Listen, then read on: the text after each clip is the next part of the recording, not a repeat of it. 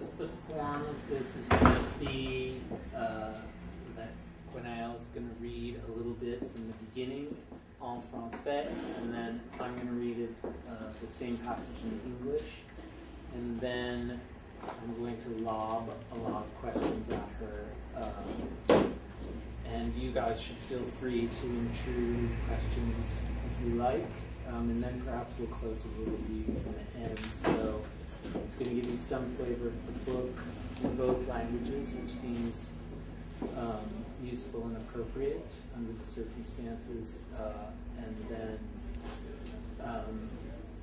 hopefully the questions will illuminate some of the very fascinating formal aspects and processes at work in what I think is a really interesting and quite lovely contemporary French novel, and we're lucky to have an English with it. So, how's that sound? Do you want to start? Fine. So I read well, the very beginning of this book, which is actually an adversary.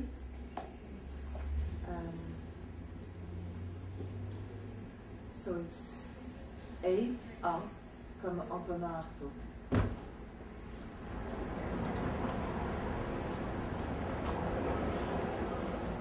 Le 9 décembre 1945, Antonin Artaud écrit, depuis Rodez, à Henri Parisot.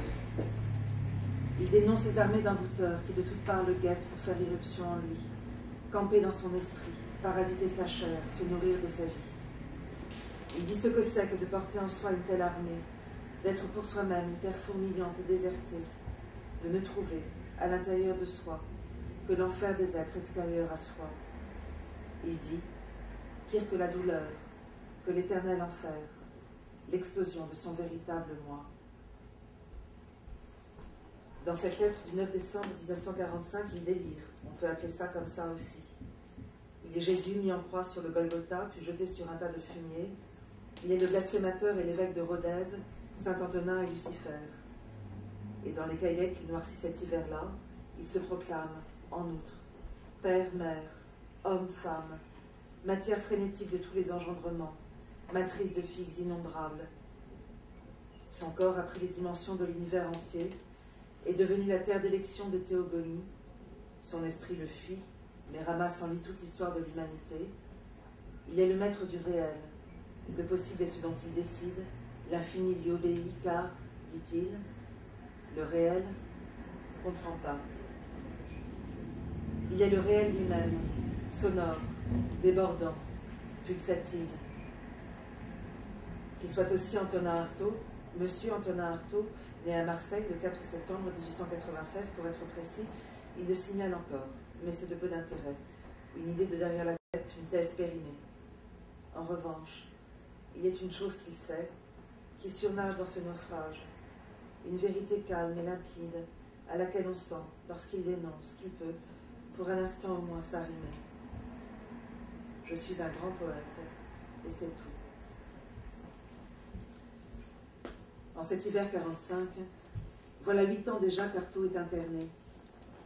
Il est passé par l'asile de Sotteville-Espouan, par Sainte-Anne, où Lacan l'a jugé fixé dans son délire, incapable d'écrire à jamais, par Villévrard, où il a été transféré du quartier des agités à celui des épileptiques, du quartier des épileptiques à celui des gâteux, du quartier des gâteux à celui des indésirables. À Rodez, où il arrive en février 43, à demi mort de faim et vêtu comme un clochard, il parle de Dieu avec le docteur Latrémolière, de poésie avec le docteur Ferrière, il traduit Lewis Carroll, fait des génuflexions dans la cathédrale, crache et se signe sur le passage des femmes enceintes. Il subit aussi 1200 électrochocs en 3 ans. De ces séances, il sort brisé. Plus d'eau ni de contour, un corps sans air, une tête sans sang, un état flat. Pendant des semaines, il se voit à la poursuite de son être comme un mort à côté d'un vivant qui n'est plus lui. Mais il recommence à écrire, à dessiner, à noircir des cahiers. Le 10 décembre 1945, au lendemain de la lettre d'Artaud à Henri Parisot, mon père naissait. J'ignore de quand date sa première hospitalisation. J'aurais pu en retrouver trace peut-être dans l'un de ses carnets.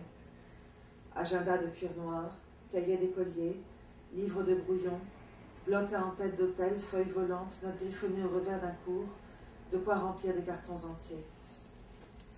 On pourrait, sur certains, apposer les noms des hôpitaux et des maisons de santé où il a séjourné. Cahier de la Roseraie, cahier de la Verrière, cahier d'Épinay. Mon père n'était pas un grand poète et c'est tout. Il n'a pas inscrit sa souffrance en beauté et en puissance, sa folie en génie, inventé une langue de sacre et de massacre. J'ai lu quelques-uns de ses cahiers. Je les ai oubliés. Tout ce que je sais, c'est que chaque jour de sa vie, ou presque, il a écrit.